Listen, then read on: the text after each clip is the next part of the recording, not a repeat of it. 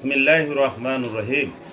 18 November 2024 Bangladesh এবং বাংলাদেশের বাহিরে যারা আমার এই ভিডিও আমার কথাগুলো শুনছেন সবার প্রতি শ্রদ্ধা, সালাম এবং ভালোবাসা। এখন অনেকে জানতে চাচ্ছেন যে বিএনপি নিয়ে আমি অনেকগুলো ভিডিও পোস্ট করেছি, আপলোড করেছি আমার এই চ্যানেলে। আমি বারবারই বলছি যে বিএনপির জন্য রাজনীতি এবং আগামী নির্বাচন কঠিন হয়ে যাচ্ছে। এর কারণটা হলো অতীত বিএনপি একাই রাজনীতি করেছে, বিরোধী দলের রাজনীতি। এখন আওয়ামী লীগ ক্ষমতায় না থাকার পরেও কিন্তু বিএনপি একাই রাজনীতি করছে। এখন এই কথাটা যদি বললে অনেকে সহ্য হচ্ছে না বা অনেকে এটা হজম করতে পারতেছে না। আমি আবারও বলি, এখনও বলি, বিএনপি এখন রাজনীতি সম্পূর্ণরূপে একা।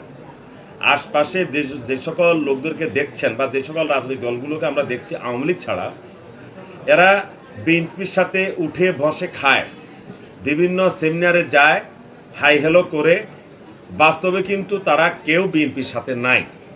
কারণ তারা সবাই জানে যদি এই মুহূর্তে, আজকে হলো 18 নভেম্বর, যদি নভেম্বরের 30 তারিখে বা নভেম্বরের 25 তারিখে যদি বলে যে 5 দিনের মধ্যে নির্বাচন হবে, একটা কথার কথা বললাম, যদি বলে যে 5 দিনের মধ্যে নির্বাচন হবে, তাহলে বিএনপি সরকার গঠন করবে এবং একটা ভালো মার্জিনে, ভালো ব্যবধানে বিএনপি সরকার গঠন করবে। হয়তো আওয়ামী লীগ নির্বাচনে অংশগ্রহণ করবে না বা আওয়ামী লীগের কেউ স্বতন্ত্র ভোট করতে পারে। তাহলে বিএনপিকে এককভাবে রাজনীতির ময়দান ছেড়ে দিতে কেউ চাচ্ছে না। জামাত ইসলাম যদিও বিএনপির একটি জোটবদ্ধ সংগঠন হয়, জামাত কিন্তু মনে প্রাণে চাচ্ছে না যে বিএনপিকে এই সুযোগটা দেওয়ার জন্য। এই কথা বললেও অনেকে আবার বলে যে আপনি এই কথাটা কি বলেন।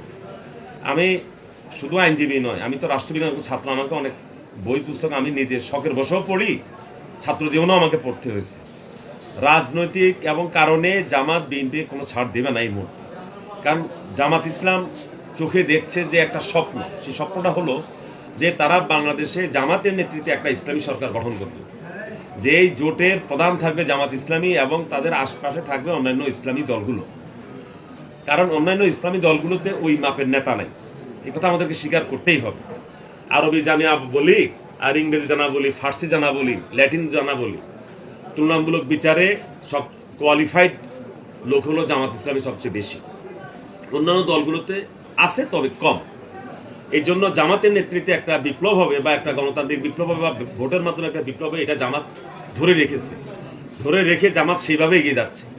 5ই অগাস্টের পট পরিবর্তনের পরে যখন সবাই বাংলাদেশের ছাত্ররা সারা দেশে কাওয়ালি গান নিয়ে ব্যস্ত, দেশের বিপ্লব বাদ দিয়ে, বিপ্লবের আদর্শ বাস্তবায়ন বাদ দিয়ে যখন তারা সারা দেশে কাওয়ালি নিয়ে ব্যস্ত এবং জনগণ যখন ইউটিউবে কাওয়ালি দেখাতে নিজেদেরকে নিমগ্ন করেছেন, কাউয়া কাদের পালিয়ে গেছে এই গানটা নিয়ে যখন সবাই মগ্ন, ঠিক তখন থেকেই জামাতে ইসলামী বাংলাদেশের প্রতিটা জেলায়, প্রতিটা উপজেলার প্রত্যেকটা ইউনিয়ন, প্রত্যেকটা গ্রামে তারা তাদের কমিটি দাঁড় করাচ্ছে প্রকাশ্যে জানান দিয়ে, যেটা ইতিপূর্বে তাদের পক্ষে করা সম্ভব হয়নি।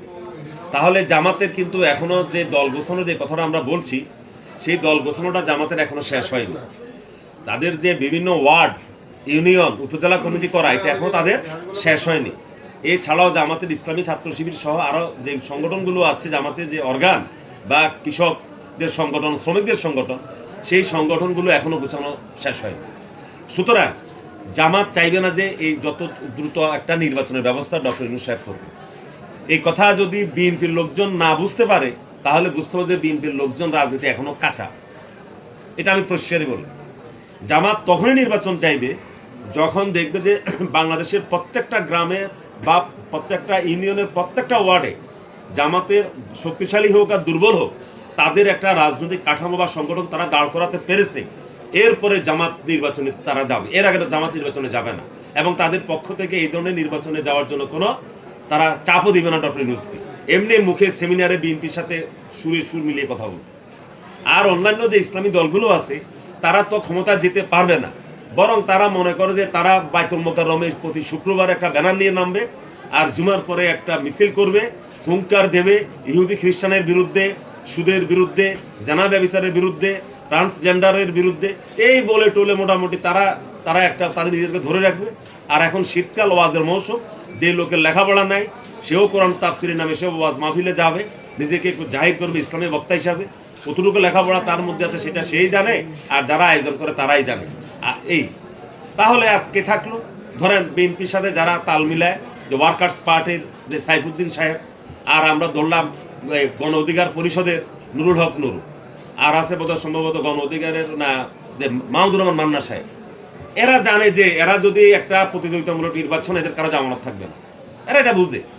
এরা বরঞ্চ এইভাবে সভা সেমিনার করবে, আর নুরু সাহেব কদিন একবার যাবে যে মানবতা বিরোধী অপরাধ ট্রাইব্যুনালে গিয়ে এসে বকিয়ে দিবে, একবার রাজুতে আসবে, হুঙ্কার দিবে, এই করবে সেই করবে। আসলে তার করার কিছুই নেই, তার করার কিছুই নেই। এখনো বাংলাদেশে ইসলামী দল বাদ দিলে অন্য যে দুটো দল থাকে, আওয়ামী লীগ তো নাই, এখনো কিছু করার ক্ষমতা বিএনপির আছে।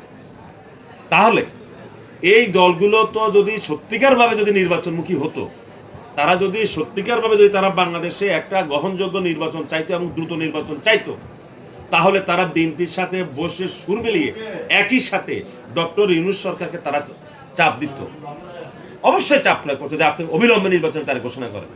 কিন্তু তারা কেউ নির্বাচনের জন্য ডক্টর ইউনূস সাহেবকে চাপ দিচ্ছে না এবং দিবেও না। এমনি যে চাপটা দেখবেন আপনারা দিবে, এটা হলো অনেকটা কথার কথা, আমাদের জ্ঞান দেশে বলে কথার কথা। তার মানে কি, বাংলাদেশের রাজনীতিতে বিএনপি এখন ভোটের রাজনীতি বিএনপি কিন্তু সম্পূর্ণরূপে একা হয়ে গেছে।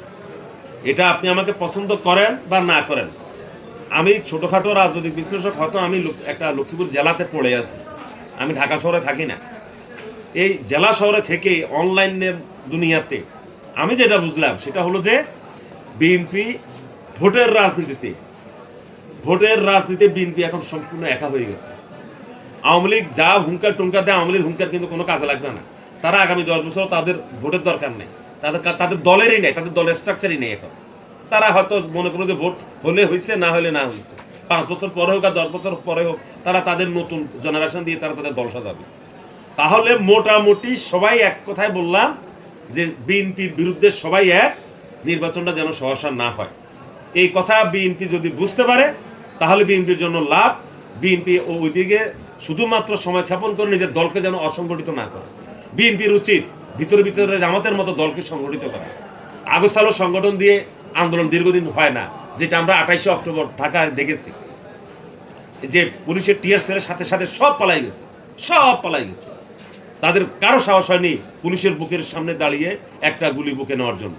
সুতরাং বিএনপিকে দল গোছাতে হবে, আর পরিকল্পিতভাবে বিএনপিকে এগিয়ে যেতে হবে। ধন্যবাদ সবাইকে।